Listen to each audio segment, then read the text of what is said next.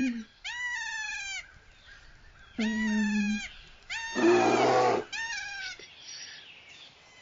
okay. Welcome back to another Dare to Care episode. Dare to Care, the podcast where we explore the stories, challenges, and also the solutions shaping the future of animal welfare. My name is Masha. I'm a veterinarian and a nurse. I'm your host today.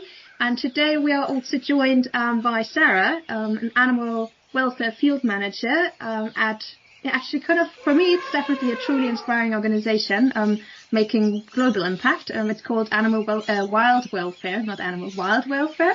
This organization, it works around the world to improve the lives of specifically captive wild animals and focusing on better welfare standards, also stronger education, sustainable solutions for different facilities. We'll definitely also go a bit deeper into that.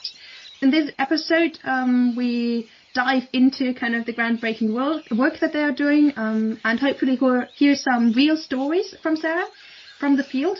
And what I really would like to hear also from you later on is how all of us can play a part in shaping a more compassionate world for animals, and especially the captive ones, the wildlife.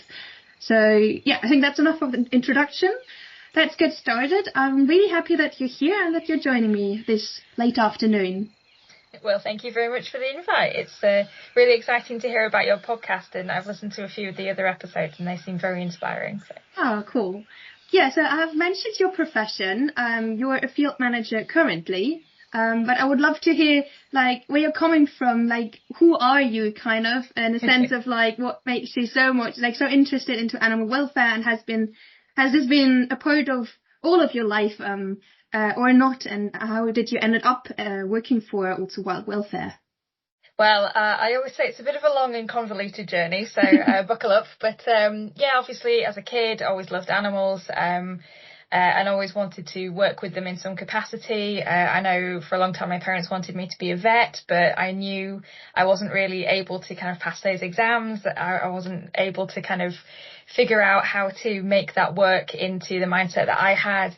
And then I started looking into more kind of animal care type things and decided I really wanted to potentially be a zookeeper, working with exotic wild animals. And did the usual kind of qualifications, and then went to university. And the day of my graduation, I got my first job, which was working on a whale watching boat, of all things, which was pretty cool.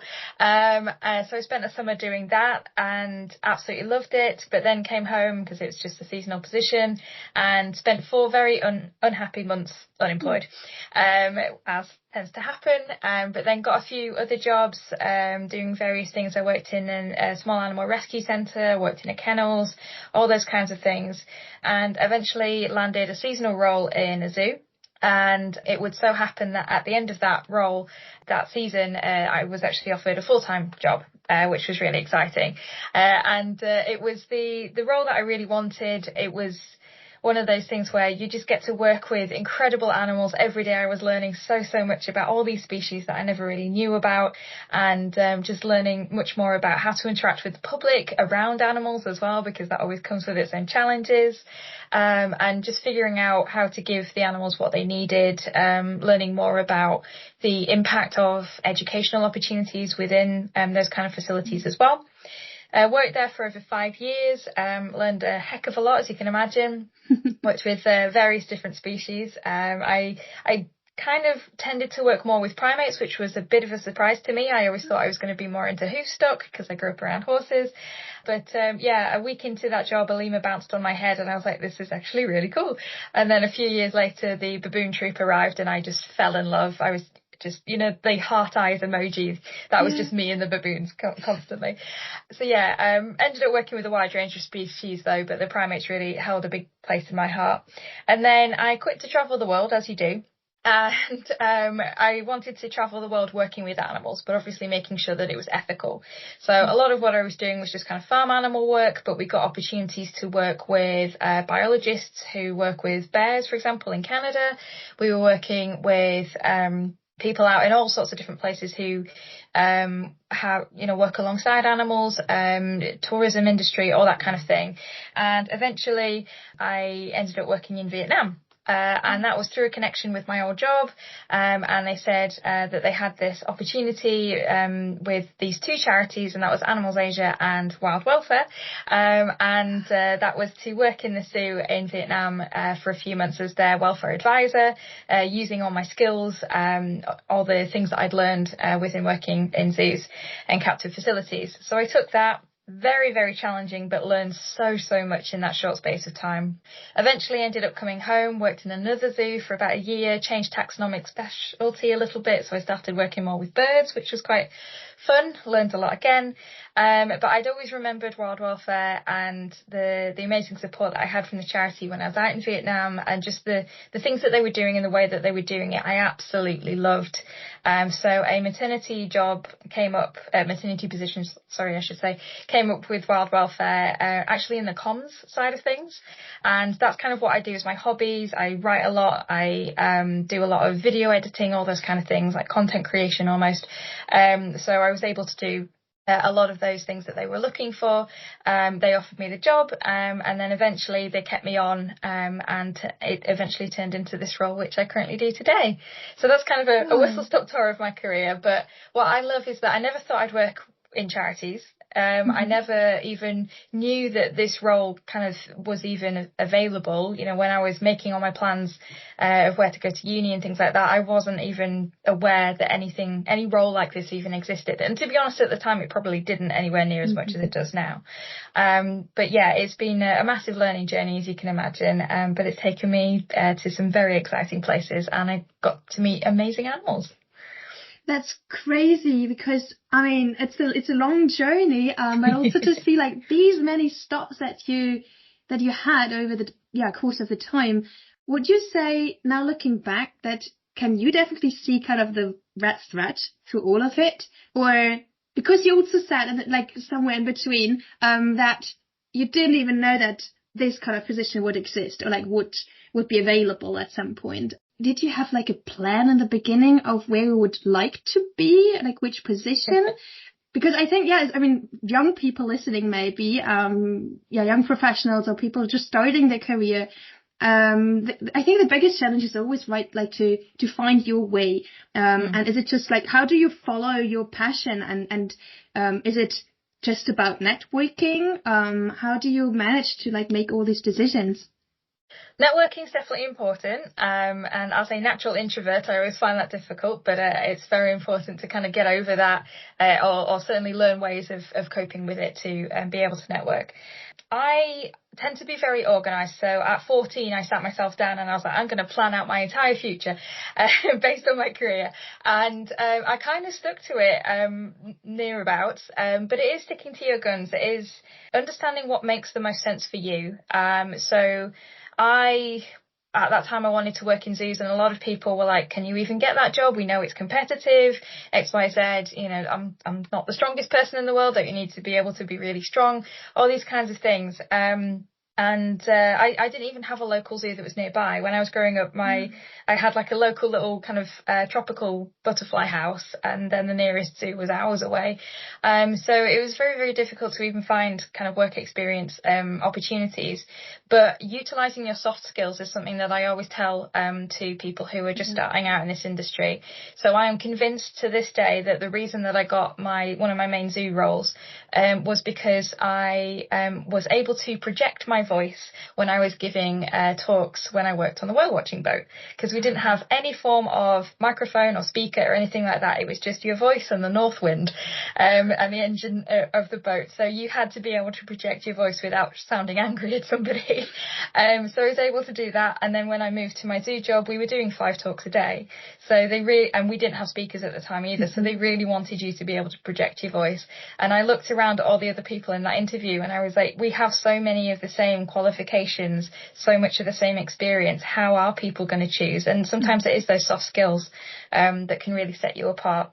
Yeah. But yeah, I was always aware of what was working for me and what wasn't. I realise looking back now that I am actually more ambitious probably than I give myself credit for. But at one point I was working in a small animal rescue, primarily with guinea pigs, which are great because I absolutely love them. But they were telling me that the career progression opportunities weren't exactly what I had in mind. They were kind of saying, well, if you stick stick around for about a year, then we can let you trim guinea pig claws. And I was kind of like, well, I've been doing that since I was 12. I quite like to have maybe some more opportunities.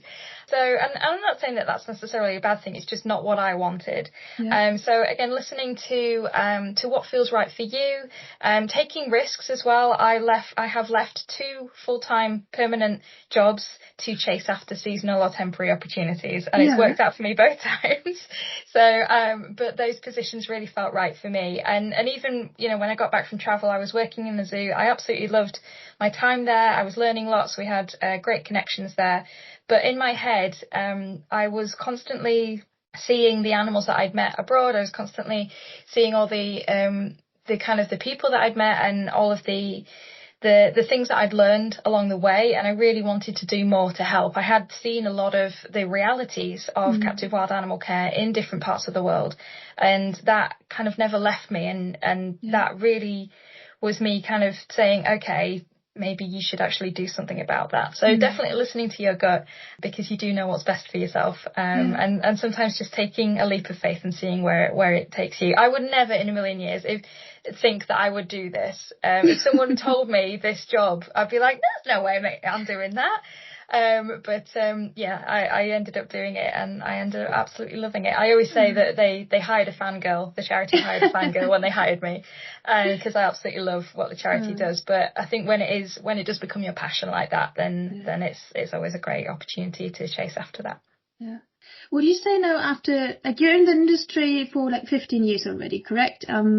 And do you already experience it, like being like not upside down, but like being having it flipped? Like, you are now the person that you inspire maybe other young people, and you're one of the stops that they encounter, and you provide or like shape also their future. I hope so. I mean, it makes me kind of cringe a little bit. Yeah, I know.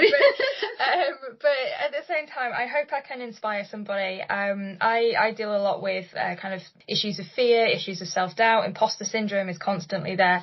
And I hope that I can inspire at least one person, particularly one woman, to be able to believe more in what they're capable of, and to really go for something that maybe they wouldn't have actually tried before, because we need to be chasing after those opportunities, and even if we don't get them, then we've tried, and I don't think we're ever going to look back and regret that we tried.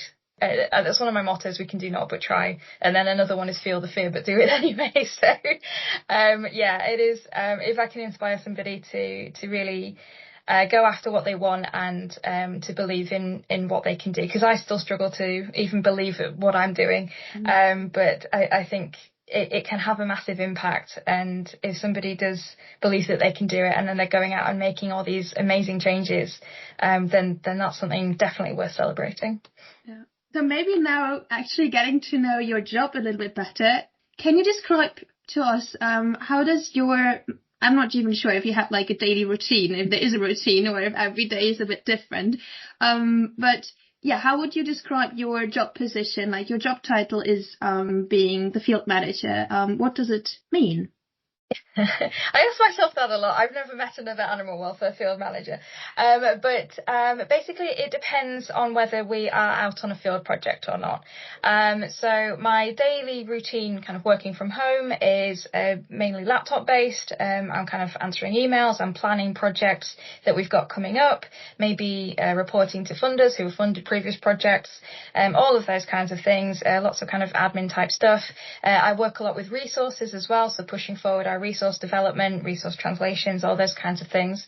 But if we are out in project, then obviously a day might be getting there. I work a lot in places like Asia, so lots of flights to those kind of parts of the world. And then if we are out in project countries, then a lot of it might be planning the training workshops that we're going to do, delivering those training workshops. It might be at a zoo, it might be at a wildlife sanctuary, all of those kind of places. Understanding understanding from those teams what they need from us, understanding what their specific challenges are, and making sure that everybody definitely feels listened to, and that we can kind of get across this collaborative goal that we all have of pushing forward animal welfare. So it can really range. It can be me stood in a classroom talking to a bunch of people. It could be me stood in a bear enclosure smearing banana on a log. It could be all sorts of different things. And that's one of the reasons I love it. It's always changing, and it's in different parts of the world as well. So lots of different, understanding different cultures, understanding different challenges, different climates, all that kind of thing as well. Yeah. If I hear it correctly, it's also the mix of like having, I don't know, like a typical laptop job on at a desk, but then at the same time also you have the practical experience, so you're kind of on the ground, interacting with other people. Is that something that you need maybe also to be happy with your job, or do you tend to like one over the other? Yeah, I never had a desk job before I joined Wild Welfare, so very much what was important to the charity, particularly in the role that I do now rather than the comms role, is very much the practical experience. It's very difficult to go into a captive animal facility with kind of a small amount of experience, and be able to kind of say, oh yeah, this is what the problem is, this is how we create a solution. That is perfectly possible, but it's being able to take into account all of your experience, and then all of the experience of your teammates as well, because I'm kind of the baby of the team, but we've got a lot of other amazing field members who I learned so much from, and they've all had years more experience than I have in terms of animal management and things as well. And it's also, you know, if I don't know as much about reptile care, for example, as one of my colleagues does, so it's feeding off each other, and being able to lean on each other as well. So I would say that the practical experience was definitely much more important for this kind of role. And the desk type experience was something that it was an adjustment for me. I obviously worked outside in all weathers, and all of a sudden I was kind of sat for 8 hours a day. So that was a big adjustment as I kind of transitioned into this role. But as you say, it can be the best of both worlds, which is great. Yeah. We haven't really actually talked about the organisation itself, like Wild Welfare. So maybe kind of, yeah, it's a bit late, but at least we're doing it now. You just let us know what the organisation's mission is, because I have learned about it, I think, the first time I read a post or something. I think it was actually Instagram. So I have a good algorithm in that. So I saw a post on Instagram, but then later also on LinkedIn, where you publish like quite on a regular basis, some blog posts and so on. But these are only the news that I read, so I haven't read so far. So maybe give us like a basic introduction, what the goal is also. And so far I've seen that you focus more on Asian countries, and maybe what is the reason for that? Okay, well, in terms of countries that we focus on, I tend to do a lot of work in Asia, but we are a truly global organisation. So we've got some parts of our team work out in different parts of the world, some in South America. I've started doing a little bit of work in kind of Middle Eastern countries. I did one project there for the first time last year, and there's other parts of the world as well. So I just give Asia as examples because that's what I'm most familiar with. But for an introduction into wild welfare itself, so our mission is to end the suffering of captive wild animals by uniting the world's leading animal welfare organisations and captive wildlife facilities in providing expert, practical and sustainable solutions to improve animal welfare. And that's our ultimate goal, is driving forward welfare improvements wherever we can. So we're still quite a young organisation. We were officially put together in 2012. And yeah, so we're still quite young, but what I love is that we are already creating a lot of change that we can actually look back on and say, yes, we were definitely a big part of that. And then there's so many future plans as well, which is super exciting. We are a relatively small organisation as well, but we always certainly punch above our weight class, as it were. We really do have very far-reaching programmes of operation, which we're really, really proud of, and we are starting to get a bit more recognised, I think, in terms of our kind of expertise hub that we have, which is really exciting. As I say, we're still very young, so not everybody's heard of us. We're certainly not a household name in the same way that other animal charities are, but I'm sure we certainly would like to be in the future. So you said you focus on wildlife, but specifically wildlife under human care, like in captivity. And you mentioned already like zoos as one of the facilities that you might encounter where you have wildlife in captivity. But maybe you can give us a few other examples where people tend to like forget or are not aware of the fact that this is also part or like belongs to the category of wildlife living under human care. Yeah, so we tend to work primarily with zoos, aquariums, animal sanctuaries and wildlife rescue centres. Those are the kind of four that we mainly work with. But because sometimes we work on kind of policies or other areas, we're also dipping our toe into animals in tourism. And again, that might be in lots of different ways. So obviously wildlife can be impacted by touristic activities. There are some places obviously like sanctuaries or rescue centres that some people might want to visit when they are exploring, or indeed zoos or aquariums. So there's lots of kind of elements of that. We don't tend to do much in terms of domestic because we need to be able to prioritise the kind of animal species that we are working with. So we don't tend to do much in terms of domestics. But we certainly do work a lot with any wild animal that's under human care, and that might be permanent or temporary. So with wildlife rescue stories, for example, you want to make sure that their welfare is as good as possible so that they are able to retain all their behavioural opportunities so that they're able to survive out in the wild. So we have worked with rescue centres in the past and had those kind of conversations. But then similarly, if we are working in zoos, then we want to make sure that because these are going to be permanent residents, that they can have the best life that they possibly can have. And when we talk about the challenges, because most of the times when we talk about animal welfare, it's about the challenges that we face. But still, is there like a topic that, maybe favorite topic is not the right word, but like the topic that you are most passionate about when in regard to your work? There's a lot of those. I used to be known as the enrichment queen many years ago, so I obviously love enrichment. I always get great joy out of that. But I think something that I've been talking about a lot recently, and I've really come to understand the necessity for this conversation because I misunderstood it myself, is the difference between animal care and animal welfare. Because when I was a keeper, I definitely didn't get it. When I was a keeper, I thought that because I was giving my animals food, water, a clean bed, they were acting relatively normally, that they were obviously happy and healthy. And hopefully they were. But the way in which we assess that is very, very different. And the difference between what we are doing in terms of husbandry practices versus what the animal experience is as its welfare, those are actually two very separate things. They obviously feed into each other, but I do a whole talk on care and welfare and what the difference is. I've even done a dinosaur version based on the film Jurassic Park, just for a little bit of a memorable presentation. But I think it's really important to have those discussions because, firstly, a lot of people like myself are confusing the two and maybe assuming that their animals are experiencing good welfare when perhaps they're not. And secondly, it removes ego from the conversation. So if you love your animals, you're striving to care for them as best as humanly possible, and that's great. So you don't want to then go, oh, well, they're actually not happy and that's my fault.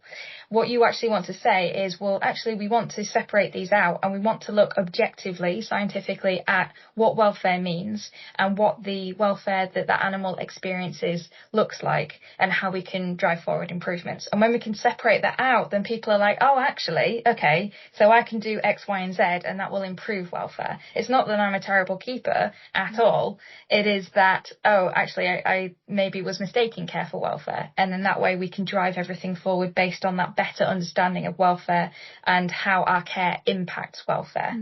So that's one of my favourite topics to talk about at the moment, particularly because I went through that misunderstanding myself. And I really love being able to chat to keepers on that level, because obviously I was animal care staff for so long that, yes, it's a real great opportunity to be able to have those conversations, and for me to say, hey, look, I made this mistake too. Nobody's perfect. Let's talk about it together and let's go through this process. And you see a lot of light bulb moments where you're like, oh, okay, yeah, people get it. And it's really fantastic to see that. And then obviously that changes their care practices in favour of welfare, to kind of look through that lens of welfare as well. So that's definitely one of my favourite things to talk about. Well, that sounds so fascinating. No, I love it, really, because this morning I had a discussion actually while work with a colleague of mine about also a little bit about like wildlife in captivity, and that, I mean, there is still like this neocolonist. How do you say this in English? Well, this way of thinking of Western people about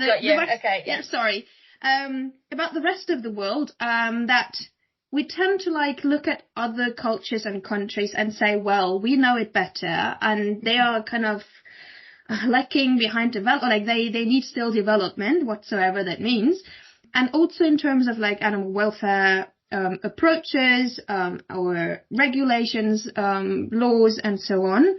And she asked me, I mean, I'm a veterinarian, okay, but that doesn't mean I'm an expert or anything. But she asked me, what is your opinion on like this way of thinking of, for example, Asian countries or East Asian countries, how cruel the wildlife markets are, and how they keep wildlife.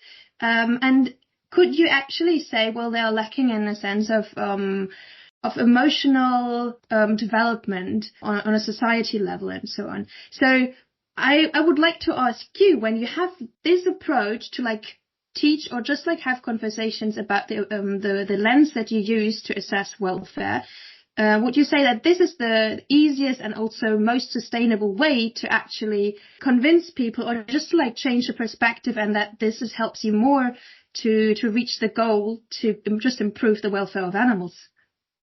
That feels like about 5 different questions. Yes, but yes. I'm sorry. No, I think one of the big things that I am continually aware of is how privileged I am essentially to have grown up speaking English, because so much of animal welfare knowledge is presented primarily in English. I think there's a stat out there, it's about 70% of animal welfare papers are presented in English. So if you don't speak English, then that's a massive limiting factor as it is.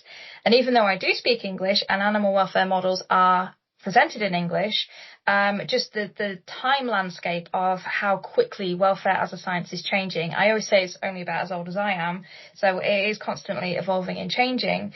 But for example, when I graduated uni in 2010, we were still operating on the 5 freedoms model. And obviously in 2014, the 5 domains model came out. And my entire time as a keeper, I never stumbled across the 5 domains. I was never told it by anybody else. I never stumbled across it, even though I was reading papers and I thought I was keeping up to date with things. I still never stumbled across it. And it was only when I came to wild welfare that I heard about the 5 domains model. So even though we are getting all of this advancements, even in the language that I speak, it is a case of it's not always reaching the people who might want to apply it. So if we take that to other countries, the language barrier can be a massive limiting factor. So people might want to go out and seek the information, but it might not find them because they don't speak the language that it is presented in. There isn't those different diversity of linguistics available for the science. But then there might be other barriers as well. It might be that some of this information is available, but it's only available behind a membership wall or a cost barrier of some kind. So there's a lot of limiting factors there for people to even access the information, even if they do want to find it, which a lot of them do. So I think it's really important to really kind of start to think, okay, how can we give the people that want to find this out access to that information? And that's why a big part of what I do is translating resources.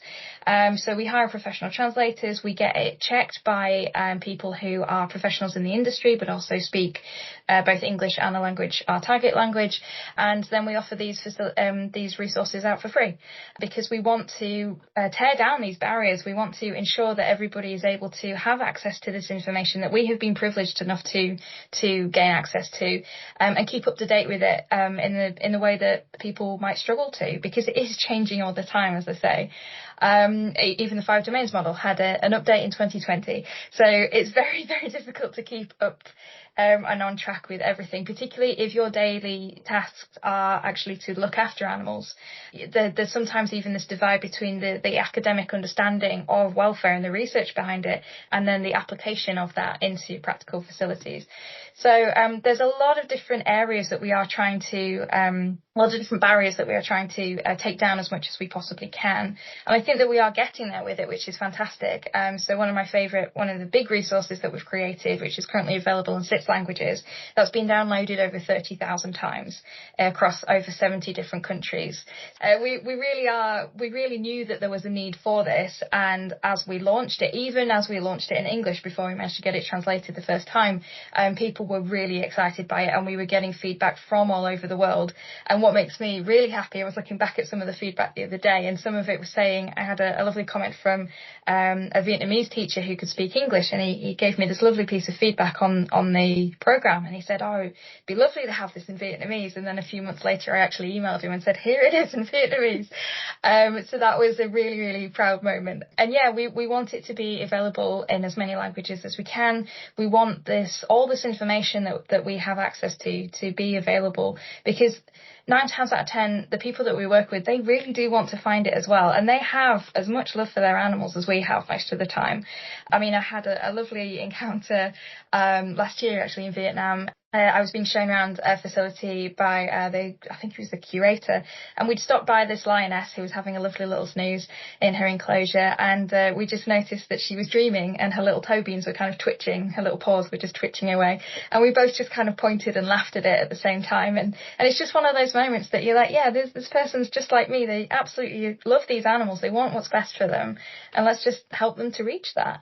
So that's kind of a big part of the ethos of what we do. It is so collaborative, and this is what I think sets wild welfare apart, is that we are incredibly collaborative, we're non-judgmental, we go in there with the idea of, yes, we might see some not very nice things, but we are going to work together to change it. You know, you could have somebody that goes in there and says, oh, this is terrible, how dare you, and then leave, and nothing is going to change. But instead we go in there, we form real close friendships with the people that we're working with, and we build that kind of culture of respect as well. And we have to be patient. We know that some of the changes that we want to make, they're not going to happen overnight. And a big part of that kind of knowledge upskilling shift that we are utilising, that takes a long time to be able to be implemented into that kind of daily care routine. But we are seeing evidence that it is working, and that gives me a lot of hope, and we definitely need to hang on to that. Yeah. You just mentioned, or you used the term collaboration, and when you look on your website of Wild Welfare, you see under, I think it's called activities or something, you see or programs, it's Wild Welfare's partnership program. So what does that mean? Is this like an exchange program between different facilities? Yeah, pretty much, yeah. That's gone a little bit quieter more recently, although we are hoping to revive it. But the Partner for Animals program, the idea is that it is a bit of an exchange program. We partner up two facilities, in different parts of the world, and it's a kind of knowledge exchange situation, really. Hopefully we can send people out into each facility, but there's this real opportunity for learning from both parties, and hopefully they've got similar animals in these facilities, and everyone can learn how they're managed in different parts of the world, managing different, for example, maybe climate challenges, keeping a bear in the UK versus keeping a bear in a facility in Southeast Asia, for example. So yeah, there's loads and loads of opportunities to share ideas, even to understand more about behaviours. A lot of questions that we get are things based around abnormal versus normal behaviours. How do you know whether it's normal or abnormal? Especially if you haven't, you don't have the opportunity to go to loads of other facilities that have this animal, or watch all these documentaries and all these kinds of things. So having these kinds of exchange programs set up really does create this opportunity to learn much more from each other, come up with ideas together as well. Things like enrichment. We had some brilliant examples that have come out of the Partner for Animals program in the past. There was one facility in North Carolina, I think, that linked up with a facility in Thailand. And even to this day, that Thai facility, and this is years later, that Thai facility sends us pictures and videos of some of the enrichment that they've developed. They just took this idea of enrichment and ran with it. They were so enthusiastic about it, and they're so proud of all the ideas that they've come up with, and they're so creative with it. So yeah, these changes, again, they can keep lasting, and that's what makes it sustainable, which is really exciting. Yeah. You have also mentioned already that you sometimes do like policy work in some of the countries, and I've seen a collaboration with another animal welfare or zoo welfare professor or assistant professor from UK, and there was a post about the case in Japan. That you're working there, also on bear parks and so on. How does the collaboration with like local governments or authorities, how does it work? So that is a great question, and it's not something that I particularly work with as much as some of my colleagues do. But some of them have certainly been working alongside government officials for many years. Some of the zoological associations that we work with, for example, they might be partnered with government associations. So there's elements of that there. But it depends completely on the country, on their own policies, and how, if that government wants to listen, if they're interested or not, and some of the suggestions that we might be able to make. But yeah, on the whole, it's more my colleagues' field than mine. Maybe then going back more to the practical stuff, like, or maybe what you said, your past favorite topic of enrichment. What are maybe the easiest ways to like start with enrichment? What are the things that you would advise someone to do first? Well, one of the big things that we talk about a lot is having a goal behaviour. And this is, again, another mistake that I made. I used to love kind of flinging enrichment here, there and everywhere. I found it really fun. It was really fun seeing the animals' reaction, but I never really had a goal behaviour in mind. And now what we say is, let's think about what behaviours the animal feels motivated to undertake. Let's take one of those behaviours. Let's think about how we might be able to initiate that behaviour through an enrichment device. Let's create that device. Let's assess what the reaction has been, and let's modify that device if we need to, and then put it as part of our enrichment rota. So I think having lots of conversations with people about just exploring different behaviours, and some of the species that are kept out in the facilities that we work in, I haven't really come across before. I haven't looked after before necessarily. So again, I'm learning at the same time. But a lot of it is inspiring that kind of let's delve more into this species, and figure out what it spends its day doing out in the wild. How can we replicate that in this captive setting as much as possible?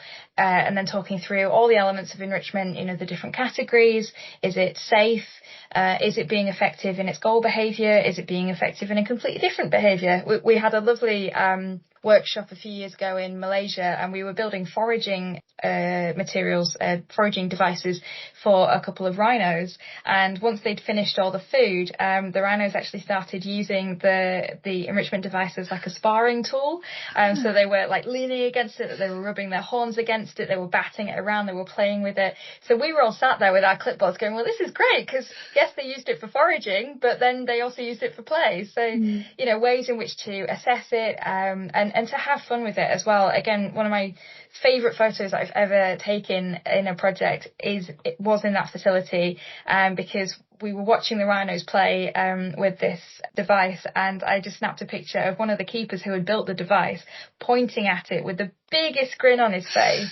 And he was just having the time of his life watching this rhino play with this piece of enrichment. And we'd actually gotten him to sign the enrichment with a pen as well. So, they've become, it really is their baby almost. They've created these behavioural opportunities, and they're so excited about it. And, they're taking videos and sharing it to their friends. And that's kind of getting that excitement about it and understanding why it's so important as well. Those are the things that really make all the changes that we are able to create sustainable. Because yes, we might be able to create some enrichment together and then we leave and all that stops. But if we instill that passion and that drive, that motivation and that knowledge into the keepers, then after we've left, they're still going to continue to do it. And we do get messages, you know, WhatsApp messages and emails and all sorts of things saying, oh yeah, after you left, we did X, Y, and Z. Here's some pictures, here's some videos. What do you think? All those kind of things. So yeah, I think that those are some of the ways that we can keep that enrichment, that kind of excitement about it going. And the biggest thing that I love to instill in people is the why. We're always talking about upskilling, but I always like to kind of come up with this idea of upthinking as well. So, you know, we might be building enrichment as part of our daily routine, but do we really understand why we're doing it? Because back when I was a keeper, I was like, well, why are we doing it? Because it's fun and, you know, makes the animals move. You know, that was a terrible way of thinking about it. But again, I didn't take the time to really understand the why. And now that I do, I love being able to pass that on to everybody else and seeing that excitement and seeing those light bulb moments. So now we have talked, like, you've given examples of like the motivation that the keepers and the people working in the facilities, what kind of motivation they can bring on board actually to like change things and bring things forward. You have also mentioned like just visitors, maybe also tourists, so like people who are not experts and who not on a daily basis encounter wildlife and deal with them. Would you say that also public awareness and maybe social media nowadays that these things had also a big role in it would maybe put pressure on improving animal welfare? Is it still something that works?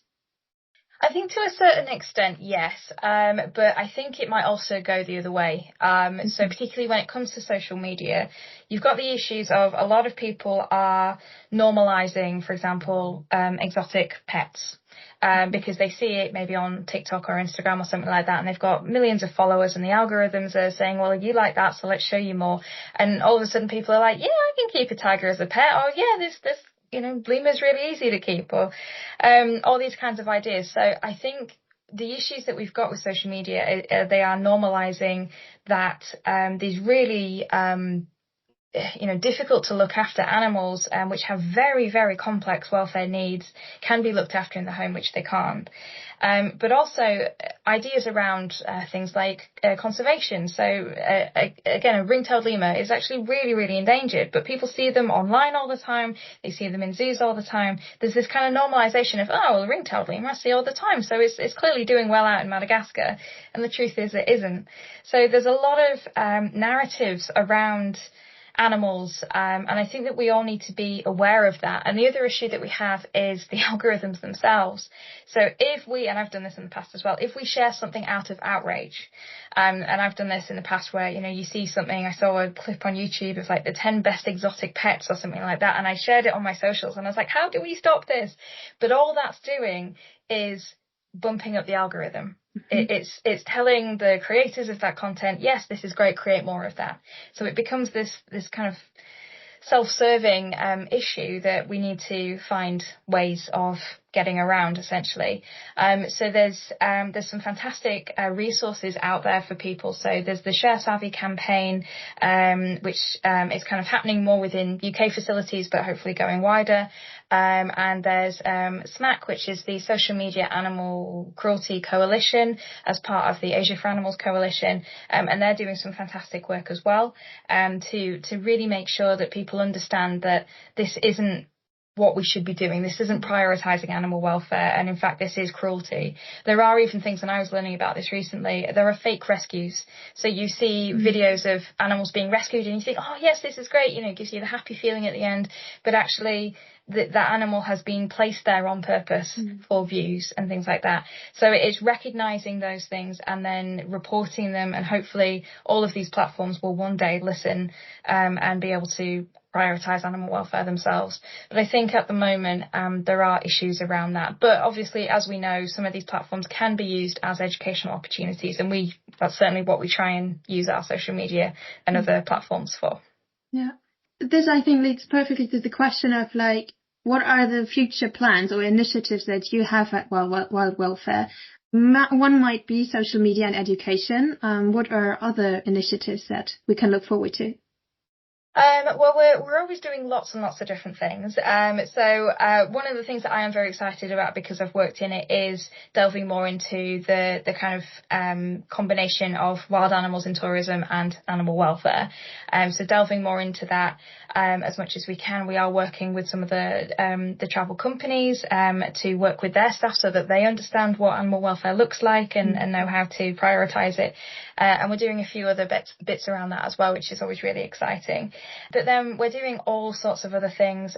We do a lot of training workshops in a lot of different things. One of my favourite things to do is what we call our guided training 5-day workshop, which is where we go into a facility and we run our e-learning programme, which the one I told you about earlier, as a kind of curriculum almost. But we also combine it with practical elements as well as the theoretical online parts of the course. And we've run them in 4 different countries, in 4 different facilities so far, and they've been really, really well loved.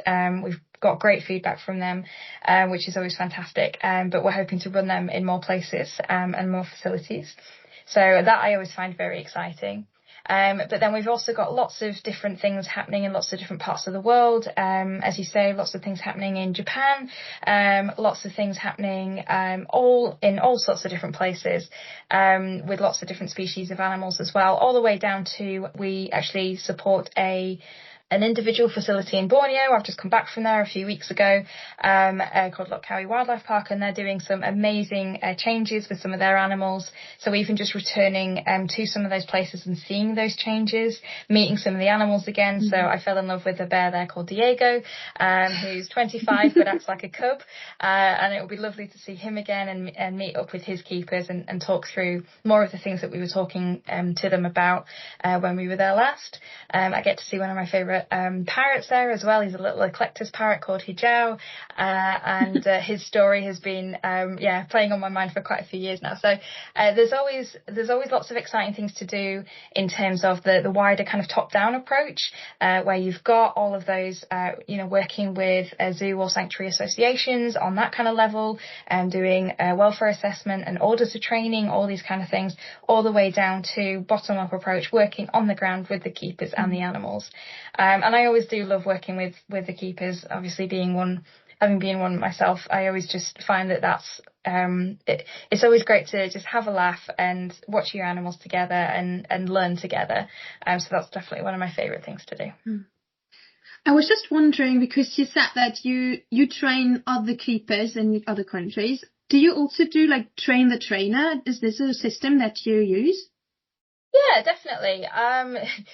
It gets a bit complicated because sometimes we are training people to train animals, and so all of that, to define what train means.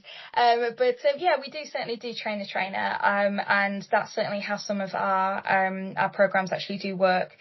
So our auditor training, for example, we are training people how to be effective auditors, so they can go in and audit a facility, and then they are able to continue that audit process themselves without us needing to necessarily be there.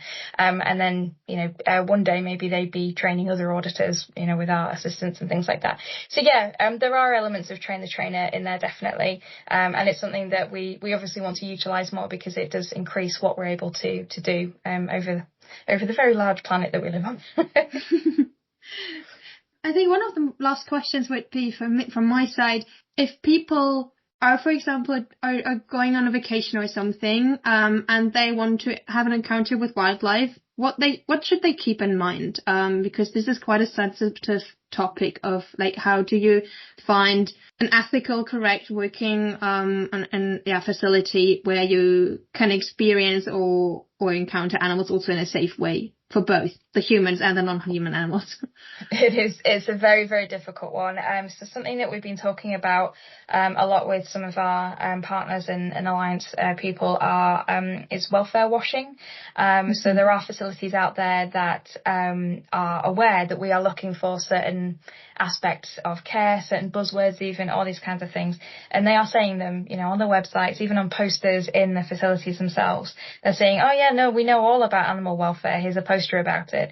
And if you're not in the know, it's very difficult to know. In fact, I get friends and family all the time sending me photos from around the world saying, what do you think of this? But what we need to do is, firstly, we always need to question everything, absolutely question what you're seeing. So some of the things that I might look for if I'm going on a website, for example, are there lots of human-animal interactions, which, if you think about it, the animal will most likely never really choose. Can the animal choose? If you've got a chain around an elephant's leg, for example, that elephant isn't able to choose whether it does take part in this interaction or not. So always ask, is the animal able to choose what the situation is? And a lot of the time they don't want to interact with us. They're pretty nervous around us. We're big, we're scary, we say a lot of things that they don't understand. So it's a case of, if you're seeing a lot of human-animal interaction pictures, then perhaps that's somewhere to avoid because the animal might not choose that. Similarly, if this is a wild animal, for example, as I say, I used to work on a whale watching boat. If that company guarantees that you are going to see a whale or a dolphin, then there's something questionable there, because this is a wild animal. You can never guarantee what they're going to do. But one thing that you can look out for, and this is very, very difficult to find, but in some places there are kind of accreditation schemes where there are companies who make sure that the tour operators are following set standards of guidelines, of ethical guidelines, sorry. So again, for example, in the whale watching industry, there are no approach zones, so you never approach a whale or a dolphin from directly behind or directly in front. You always keep a certain amount of distance, say 300 meters away from the whale or dolphin at any time. As soon as you see them, you turn off your engines, all these kinds of rules. And if you're able to check that they follow these codes, these guidelines, these standards, then that would be an indication that actually they're thinking about the welfare of that animal. And yes, it's a wild animal, but we still have these obligations to make sure that we're not disturbing them, because they're just trying to live their life. And obviously we might end up changing their behavior. We might end up increasing their energy usage because they're trying to get away from us, and that might be an extra challenge that they have to go out and find more food and that kind of thing. So there's lots and lots of different elements to look out for. We do have a page on our website which is how to be an animal friendly tourist, so I definitely recommend having a look at that, because we've got lots and lots of different things to consider, and it's something that we hope to create more resources around, because we know that there's definitely people are really engaged at the moment, but it's a question of making sure that they are able to find the information to help guide them, and that's what we want to create as well. Yeah, wonderful. Good to know that there's one of the resources that you have on the website that people can use for free also. I think we're coming to an end, unfortunately. So I want to give you the final chance, to either clear a common misunderstanding that I haven't asked now, I haven't asked yet. If there is still a misunderstanding that is really dear to your heart and that you want to clear up, or if you have any final tips and advice that you would like to give to the audience and share. I think in terms of tips and advice, I would always say be a sponge. Always continue to keep learning. I'm still learning. I'm nearly 37 and I'm constantly still learning. So none of us know it all. And the more that we are open to kind of learning these new things and rethinking what maybe we had learned in the past and thought was correct, but rethinking it, I think that can really help with human and professional growth. Personal and professional growth, I should say. So always be a sponge. That's definitely one of my favourite things. And then, as I said before, feel the fear and do it anyway. And follow your passion, because if you've got that passion for animals, it really can take you to incredible places. It can introduce you to amazing wildlife. It can introduce you to really fascinating people and different cultures. And all of those things. So it's a real opportunity, but always prioritize yourself in that. So if you feel you are becoming burnt out through this passion that you've got, take a step back if you possibly can, and kind of reevaluate everything and go back even stronger, because that passion is what guides us, but you never really want to lose that passion through that constant pursuit of it.